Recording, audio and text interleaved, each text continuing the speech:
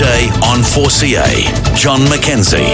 1300 872911. Now, if you don't mind harking back to Friday, Warren Inch was on the program talking about the reinsurance pool. Just briefly from the Cairns Post, it read, the much-anticipated and scrutinised $10 billion Cyclone reinsurance pool is beginning to take further shape as insurers begin to dive in.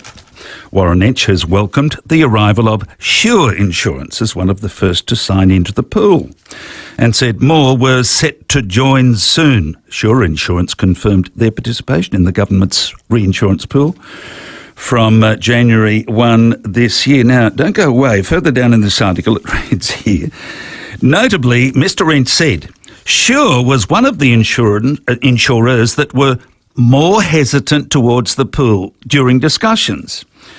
But their decision to participate was a sign that insurers' concerns were being addressed in the design of the pool. It's a very good point, actually. And Warren even said, in the early stages, they called a meeting of the insurers and various insurers, and Sure didn't want to attend. So there's been a U-turn here, and we're about to find out why. This has just been put in front of me, a media release.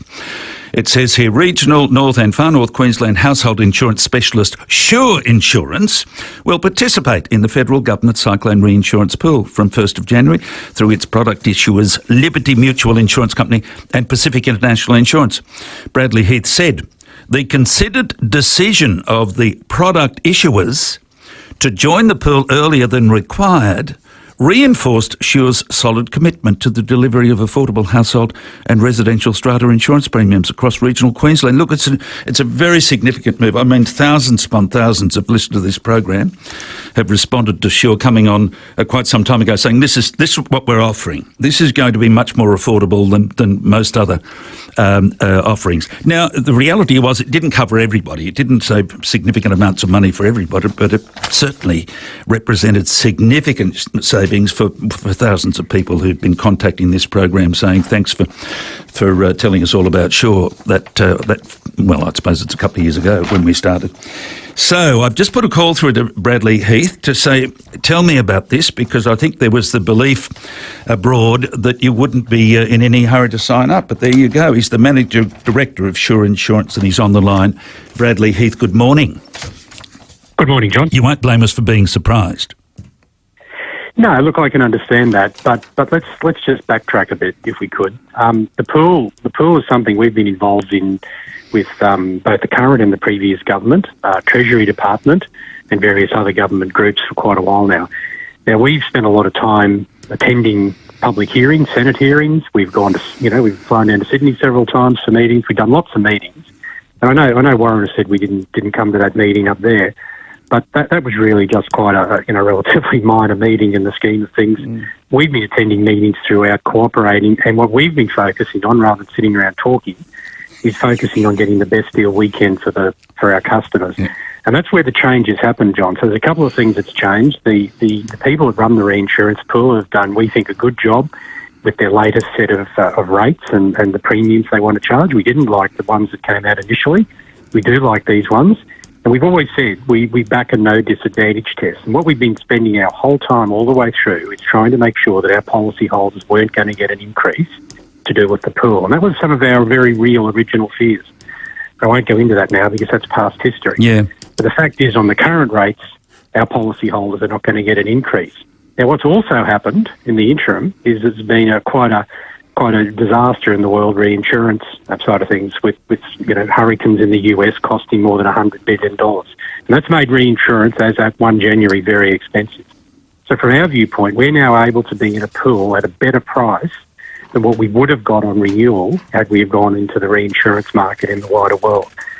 So, it's the old story, the devil's always in the detail, and from our viewpoint, we now believe with the work that the reinsurance people have done, plus the realities of the world market, that this is in the best interests of Sure policyholders. Otherwise, we wouldn't have gone in.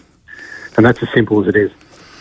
I think what you're saying is this development in the United States, the billions and billions of dollars the reinsurers had to fork out there, that's actually been of benefit to the people putting together this new version, if you like, this insurance version that we've been waiting for 11 years. Is that what you're saying? Oh, look, it is, John. I mean, it's the old story. You know, it's all in the timing in life, as we all know, and the timing of the reinsurance pool versus what's happening in the world reinsurance market. And, you know, I don't want to be one of those insurers that sit around saying, oh, you know, we blame the world reinsurance market, but it is a component of how we set our prices. It must be. And from our viewpoint, we can get a much cheaper cost of reinsurance and a better deal. I mean, normally when you buy reinsurance, the insurance company has its own deductible, its own excess as well. The reinsurance pool doesn't have an excess. So every claim from claim 1 upwards in a cyclone will go into the pool. And then there's no limit on the top end of the cover. It's produced at a lower price. So the value of the pool in the prevailing circumstances is a much better deal for policyholders. Wouldn't have said that to you 6 months ago because the numbers we were seeing, it wasn't. And I couldn't say at the time, but I can say now, it wasn't a better deal. In fact, it would have resulted in increases for our policyholders, or most of them.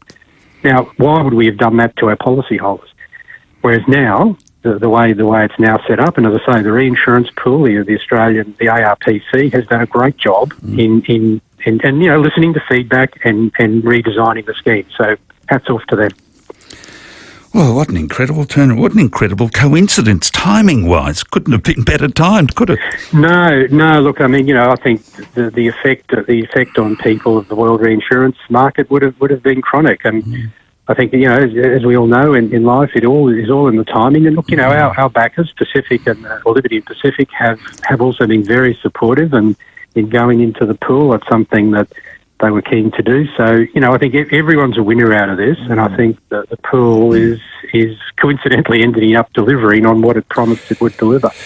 Isn't this amazing? Rather than you being, late to the party, if ever, you've now been one of the first. That is also going to surprise a lot of listeners.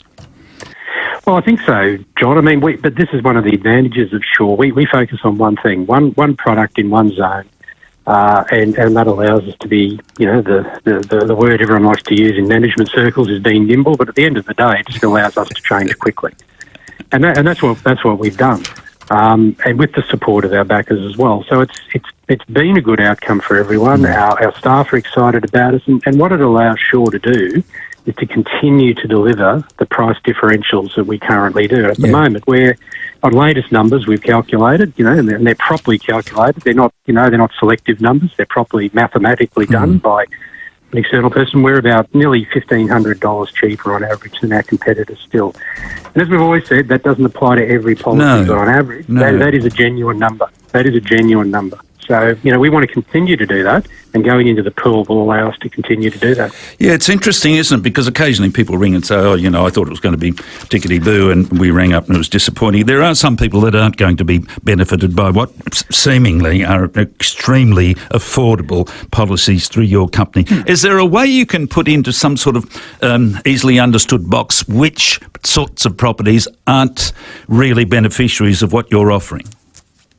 Well, John, a lot of it is going to be properties that are subject to significant flood. Now, that's not always the case, but people that have got, unfortunately, really high probabilities of being flooded may well be able to find, not in all cases, a cheaper premium with a competitor who may not have or be using all the information that we've got. We've got very good information, very specific information, and it's not about penalising people, it's about making sure we charge the right price for all of our policy holders, so every policy holder, you know, knows that we're doing the right thing and we're charging the right price. This isn't about cross-subsidisation, this is about making sure that we charge the right price, and that's what a responsible insurer does.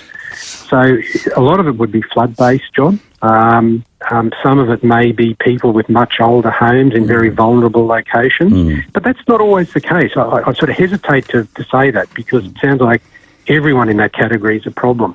What we always say is, bring us up, we'll get a quote, because often the information we've got, while it's the best, we know it's the best you can get, people can tell us information. For example, well, I am in a flood zone, but I put my house up on stilts. Now, we don't know that until someone tells us that. And that's why we say, ring us up, give us all the information, and our staff are trained to get the best deal. We don't train our staff to get the highest premium for us. We train them to get the best deal for our policyholders.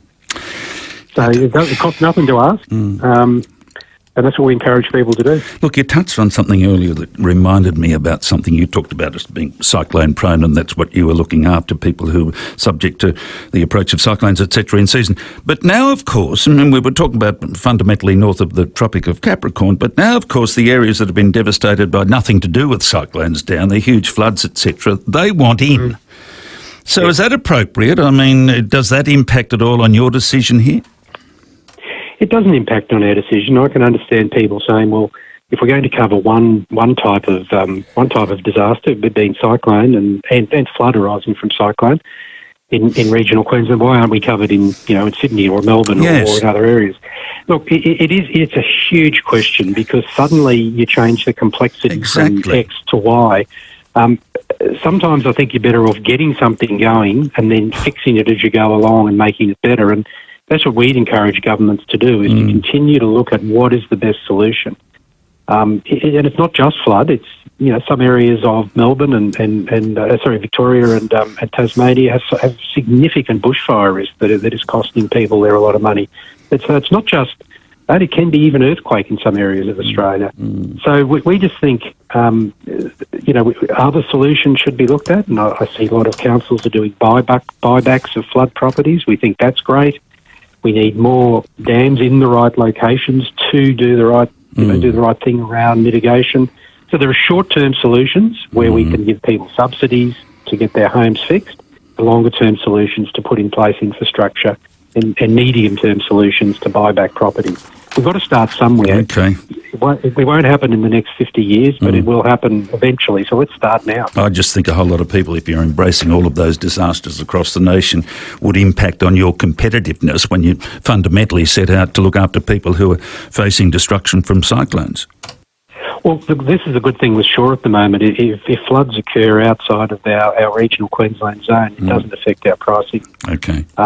In recent 2 years, most Australian insurers will have had significant losses out of their household insurance book, or certainly not very good performance.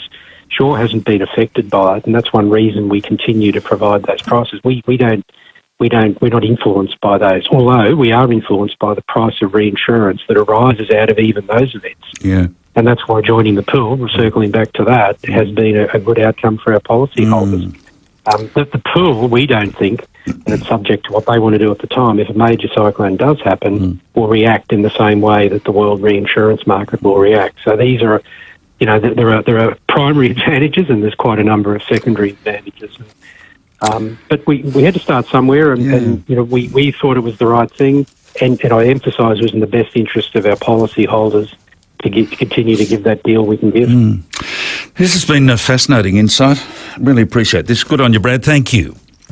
Thank you, John. Incredible timing, that development in the United States. That's Bradley Heath. He's the Managing Director of SURE, S-U-R-E Insurance.